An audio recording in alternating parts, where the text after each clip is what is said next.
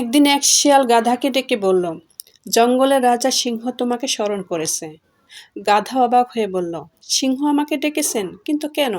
শিয়াল বলল, কি আর বলবো, তোমার মতো সুন্দর আর বলিষ্ঠ দেহের অধিকারী পশুকে সিংহ কেন ডেকে পাঠাবেন বুঝতে পারছে না? এর কারণ হলো, সিংহ অনেক দিনের জন্য কোথাও যাবেন, তাই জঙ্গলের দায়িত্ব তোমাকে দিয়ে যাবেন। গাধা খুব খুশি হলো এবং শিয়ালের কথায় ভুলে সিংহের কাছে চলে গেল। কিন্তু সিংহ গাধার উপরে হামলা করে বসল। গাধার ভাগ্য ভালো ছিল যে ওখান থেকে পালাতে সক্ষম হলো। যখন গাধা সেখান থেকে পালাতে লাগলো, শিয়াল বলল, কি ব্যাপার, কি হয়েছে, পালাচ্ছ কেন? গাধা বলল, পালাবো না তো কি করব? তুই তো বলেছিলি সিংহ আমাকে রাজা বানাবার জন্য ডেকেছে, কিন্তু সিংহ তো আমার উপর আক্রমণ করে দিল। এই দেখ, আমার একটা কান খেয়ে ফেলেছে।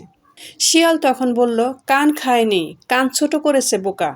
যখন তোমার মাথায় রাজমুকুট পরাবে, তখন তোমার এই লম্বা কানের জন্য সেই মুকুট পরাতে পারবে না, তাই কান ছোট করে দিয়েছে। গাধা আবারও শিয়ালের কথা বিশ্বাস করলো। এইবারও সিংহ গাধাকে আক্রমণ করলো। গাধা যেমন তেমন ভাবে বেঁচে গেল। যখনই গাধা পালাতে লাগলো, তখন শিয়াল আবার বলল, তুই গাধা গাধাই রয়ে গেলি, কেন বারবার পালাচ্ছিস, কি হয়েছে? গাধা বলল, আরে ধোঁকাবাজ, সিংহ আমার উপরে আবারও আক্রমণ করেছে।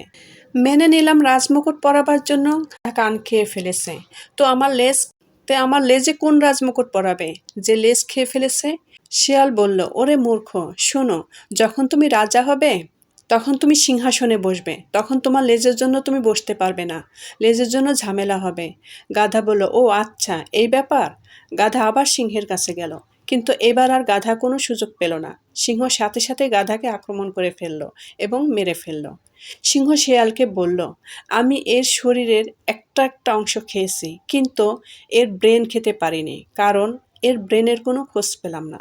শিয়াল হেসে বলল, এ বেচারার কাছে কোনো ব্রেনই ছিল না। যদি ব্রেন থাকতো তাহলে দুইবার ধোঁকা খাওয়ার পরও তৃতীয়বারও কি আপনার কাছে যেতে পারতো? তাই কারো মিষ্টি কথায় ভুলে যেও না। এখান থেকে আমরা এটাই শিক্ষা লাভ করতে পারি, কারো মিষ্টি কথায় ভোলা যাবে না। একটু বুদ্ধি বিবেচনা করে কাজ করতে হবে, কারণ সবার সব কথার সবসময় সততা থাকে না।